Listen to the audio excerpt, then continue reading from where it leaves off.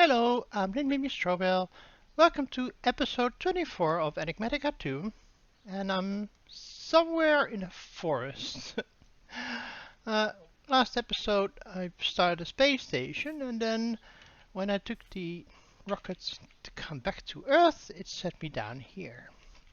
And apparently, X512Z minus 3584 is where my space station was built. And Grok told me that I should have kept my um, station ID chip in here and not take the plant ID chip and set it to Earth because it wouldn't know where to land. Sad but true. So I'm gonna break it down, fly home and put it back down there. And we have the space station back. It should fuel up, I think. Yes, slowly it is, okay. And I just need to get the space station ID chip in there and all should be fine. I wouldn't need this anymore apparently. I mentioned at the end of last episode that today I want to work on powering the space station. So I'm gonna demolish the solar panel right now that's over here and upgrade it and then move it to the space station. And I'm not sure what I'm gonna do with the void ore miner yet. I'm not sure if I'm gonna keep it. I think I may just destroy it. Right, because for now I have tons and tons of ores. I don't think I need any more right now. I even have enough of the crystals as well. I may just at some point set it up in the station if I need to. For now it's switched off with this lever, and that's fine. I mean, just look at the numbers here, right? Draconium, we only have 2000, but that's like, okay. This one, iridium, because we got that from the moon, we don't... Actually, no, we got that from the higher last year. Do we need any of this? No, I'm pretty sure we don't. I'm pretty sure I have everything I need right now set up in these tables. Because I want to upgrade my solar cells to the next tier. And I've prepared all the ATM and photovoltaic cells. And I also want to upgrade my structure frames to tier 6. And I want to upgrade my solar array to tier 6. Now, actually I had already done most of that work. If you look at what I have here now, I have, let's see, 300 what? Something in solar cells. I have almost 2 stacks of structure frames. And I'm thinking I have enough for what I need on the spaceship. So I'm going to take the spaceship out to the station.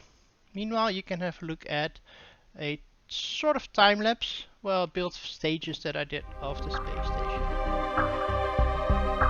I figured a time lapse of me building would be quite repetitive and boring, so instead you get a montage of the build stages.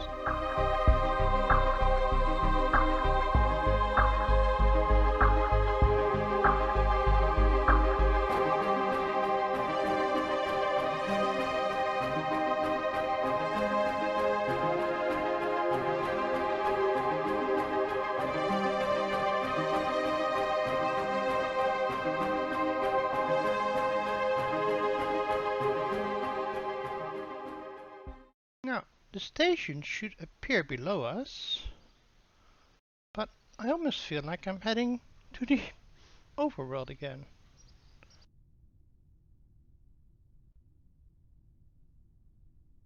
Ah, no, here's the station. Now let's see if we're landing where I want it to land. It may not do that, but yeah. No, it hasn't. It's completely missed all the structures and I have no idea where this is now going to land. Well done. I might want to jump out. Oh, Can I jump out? I can jump out. And see where I am. I think my spaceship may have dropped into the void. Yeah. So, we lost the ship. And I'll try to explain what happened. This is my space station that you saw in the footage, and then we'll go inside. I can show you. These are the entries. There's one over there to that control room. This center structure. And, you know, I can always expand. All these rooms are 2x2 chunks, and they're exactly aligned in the chunk center. Everything is aligned in chunk centers, which is one of the problems, because this was actually over there when it was initially placed. And I'm guessing the center was about here. And that's where my rocket tried to land. I thought having a docking pad would be enough. And I was wrong. So apparently I have to link the docking pad with a linker. And now I can go home using the dining device. Oh yeah, I wanted to show this to Grok because I know Grok was asking if that worked actually. So you select the destination, my base, dial once, and let's just pick a nice block. Why not this one? So, because this is what I tried last time, right? And it didn't work. But it actually does work if you have the destination selected. You can see that the beam is nicely staying there. Okay, well, we're out of blocks, but that's fine. Thank you. But once it's dialed, I can go in there and I get teleported to my home base. Works just fine. Just can't dial anymore when there's just a bits on there. So, off to rocketry, where actually I had figured I would need to build a new rocket, so I made some new parts. I was going to make a bigger rocket this time. I also copied the station ID chip already, which I didn't need to, because my rocket fell through the void, but because it did have my station ID chip, it landed nicely here on my base. What I need to do, as far as I understand, is add my linker to it. No, maybe not. Let's get in there first and select the destination. No. Oh, do I need an ID chip?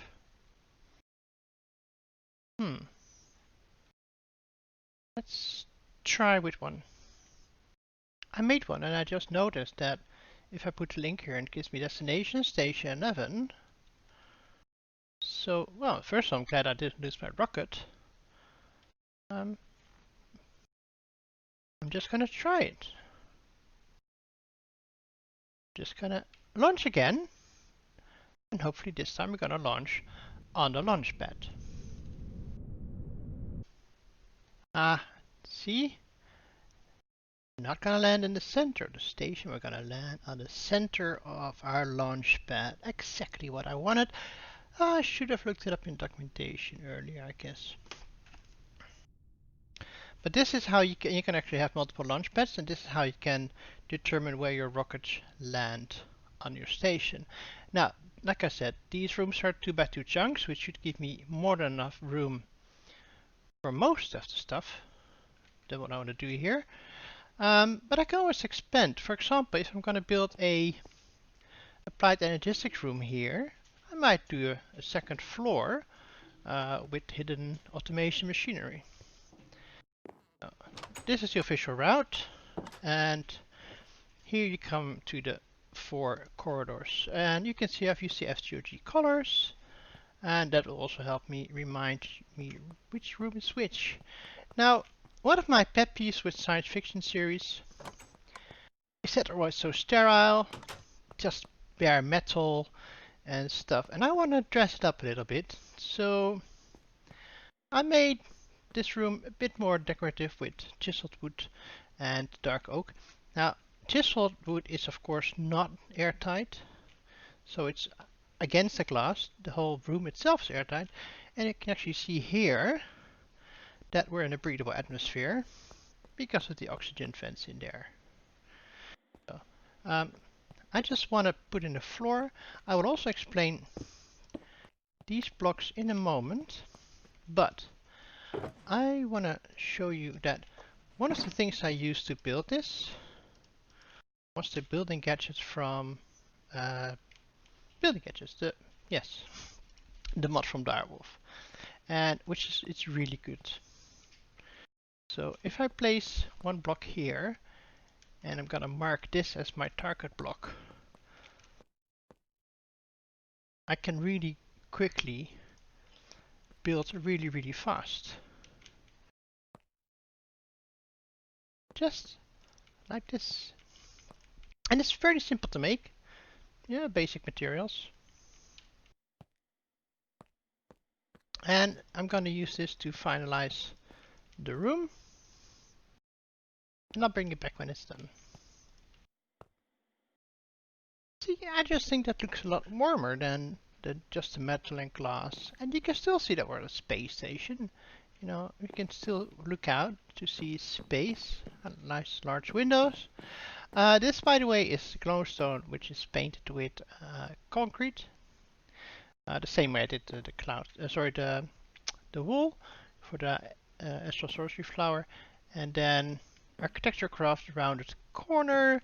This is Architecture Craft roof tiles, and in here you can see Architecture Craft's arch diameters and in round inner corner. Okay. So what is this? Well, this is actually one thing that we got from a quest reward, although I don't think it's hard to make.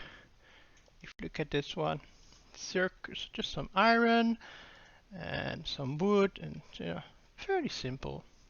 And what you do is you take a block that you actually, let's do cobblestone because it's much cheaper. Say you want to have roofing, and in this case this is just a simple slanted block that you can place either like this. Basically these are the only directions you can place it in, which is not too bad.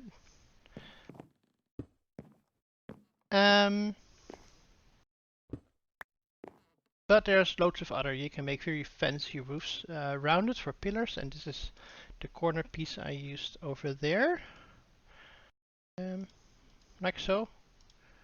It's just part of a sphere, really. You can make full spheres of that if you wanted to. Pillars, window part. Windows are nice because you get really window frames where you can put glass in there as well, glass panes, but they're not airtight. Arches, and I used these for the sides of the floors. Railings, I thought about that, but I don't know, I don't think I need railings, but they have really nice railings that you can still walk along, place on stairs and whatnot. And somewhere there was this one round? Oh yeah, this is a round inner corner cap which I put on the edges there. So really nice mod. So I also put some end rods here. Everything is lit up. You know, all this glowstone. Of course, we need good ventilation systems. These corridors are not airtight and are not oxidized, which also means that if you walk into the room for a second, the room is not sealed. Door closes and it gets sealed. Door opens, you would suffocate. Door closes, you're fine. So basically that's it. But let's not throw away the pickaxe. Let's come and do what we set out to do here, which is generate power, and well, that's it. We need power on the station. By the way, these are steel scaffolding from immersive engineering, which you can simply make with ingots and rods, not that hard, and you can also combine them with some other rods to get the structure arm. And they're really cool because if you place more, the angle becomes more gradual, which is really cool. Alright, so one solar panel goes over here. Break the block and let's build it. I said break the block. I'm having a bit of lag today. I don't know if it's my internet. I think the server is doing pretty well right now. I can check later in a moment. But these should generate pretty good amount of FE. Now at the top it says it should produce 19 million, or it contains 19 million. I don't think so, but we'll see in the left bottom corner once it's assembled, almost 500,000 FE or RF a tick. And we now grab some of these blocks, and again I'll show you how nice the building tool is. I'm gonna do just this surface, and I'm gonna place one of these over there. Select that one for this surface. I just think it looks a bit better with the glass. It's not gonna affect the functionality at all, but it's really nice. Oh, also this is quite nice if you want to know that you haven't missed spots of glass. For example, I had some issues with some rooms; they weren't considered to be sealed. And then using this, I would see if there's a missing block in the glass. Very useful, really. So if we have two of these, we should be making around close to 1 million FE a tick, which is nice. But of course, it's making it, but it's not going anywhere. And I don't want to do this with power cells anymore because that's just not sufficient in transfer or in capacity. And in this cases, we have a number of choices for good power storage, but you know, the really cool one, of course, is the one from Draconic Evolution. So you see the difference in style. That's just a big black thing, which is not nice. So I got a good range in it as well, by the way, the building gadget. It just looks nicer that way, I think. I had mentioned Draconic Evolution, what I wanted to use for my energy. Now, I don't want to make the, I mean, maybe at some point I'll make the Draconic reactor. I've never done that, and I've seen it blow up quite large portions of the world. In fact, the Wolfpack team did this on our server, I think with Sly. They made a nice hole. I don't know, maybe, I don't know, but I don't want to blow up my space station. I think that would be nice. However, what I do want to use is the energy storage. Energy storage, this is really, really one of the nicest, fanciest designs I know in Minecraft. I mean, there's the mechanism storage multi-block, which is really good, but this one is just so much nicer. We're gonna go with tier 7, which can store, as you can see here, enough RF to last us for a while. And yeah, tier 8 is almost endless, which we're not gonna do. The setup is not too bad. For tier 7, we need an energy core, some core stabilizers, 210 draconium blocks and 328 redstone blocks. That's not too hard. We also need a few other things that are not shown here. Stabilizers, we need stabilizers for tier 8. We need a bunch more, which is this setup. Tier 7, sorry. We need some energy pylons with glass on top. That's also not too hard. And I also want to use the Draconic Energy Network to transfer energy from and to my core, which is really cool wireless transfer. Since we don't have flux in the pack, I think that's the way to go. Now, I did a bunch of prep work, as you can see. We'll need one energy core, exactly one. We will need 2 energy pylons, and 1 recipe makes 2, which is quite nice. We will need 36, well, not particle generators, we need energy core stabilizers, but they require the particle generators. And this is Croc, where I needed my 144 blaze rods. So now you know. Ooh, quest complete. I also want to make the Wyvern energy crystals, which require the Wyvern energy relay, which requires the basic energy relay. Not too expensive, all that really. 4 relays makes 4 relays with, I mean, these are just basic resource, nothing fancy. We're not doing any draconic infusion yet. And we'll need a crystal binder to set up the energy relay itself. Setting up the draconic energy core itself is fairly simple. In fact, it's really simple. You place the core and then you right click it.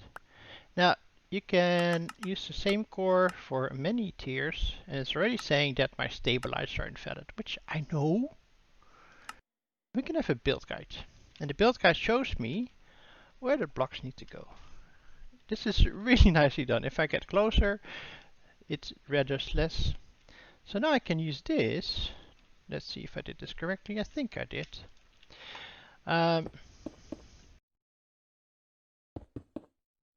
I can use this as a guide to build the whole core. I will first build the stabilizer, by the way. Yes. Thank you. We seem to have a bit of lag, even though the ticks per second is pretty good on the server. So I don't know why this is happening. But this makes the 4 stabilizers. And you can also right-click these to access the menu of the energy core. And the core is invalid, which is correct because it needs all the redstone and draconium. So instead of using the build guide though, we can also use it assemble core. It will take the blocks from our inventory and build the core for me. Me being lazy really appreciates this function.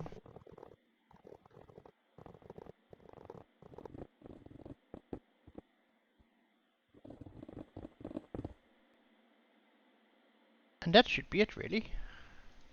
Yes, it's valid. We can activate it, and now it's looking super cool. And now I'm thinking I want to raise it up 1. This definitely looks better, and I think this matches what I had done in my creative world, and I just noticed that this block is wrong. Anything else alright? Yeah, I think that was one weird block out of place. Alright. Yeah, this is what I had set up in my creative worlds. Now, the solar arrays are going to get one of these. In fact, I need to make 4 energy cores. Now, to be honest, it's been a while since I tried this, and it was a bit fiddly. This one is IO mode. You can see it in the bottom. The IO mode is input, and I think if I shift right click, I can turn to output. I think input is the right one because it's transferring energy into the network, and you can see it's already charged at 16 million RF. And we now go to the other one, do the same, empty hand output, and now we just need to get inside of our sphere here, and you can see that there's a glass block placed. That glass block is going to be important, though I'm probably going to have to place it. Oh, it was important. Okay. I'm going to place 1 energy pylon here, and the energy pylon, see I broke way too much, requires a glass block on top of it. Well, at least it, come on, can I? Yeah, thank you. It needs a glass block on top if it is placed below the core. If it's placed above the core, it needs to be below the pylon. Whether it's outside or it doesn't matter. And it's currently set to input energy. And I'm not entirely sure now if I need to connect here. It's been a long time since I've done this, so I'm going to shift right click with the crystal binder. And now I need to go back outside again. I think I may just temporarily create a doorway here. And then I click the energy core. And now this should be transmitting energy. But it's not. Let's see. I can set this to input. Sorry, output. Yes, this has to be the output. Yes, I did that right. And this has to be an output. Let me just quickly set up a doorway here as well. I'm gonna link with shift this one to that. And this is established. Now you can see if I if I right click it without shift, yeah, it is linked, and this should be an input. It is linked to the other energy crystal, and it's outputting 500 RF a tick, which is exactly the same what this one is generating. This one is linked to that crystal and is outputting nothing because it's inputting. And we are already at 500 million RF, transferring nearly a million per tick. And I'm sure that a million per tick is going to be enough for what I need. Right, let me restore this. Because it doesn't have to be fast, because we have a massive storage now. Right, and as long as this is running, it's going to charge.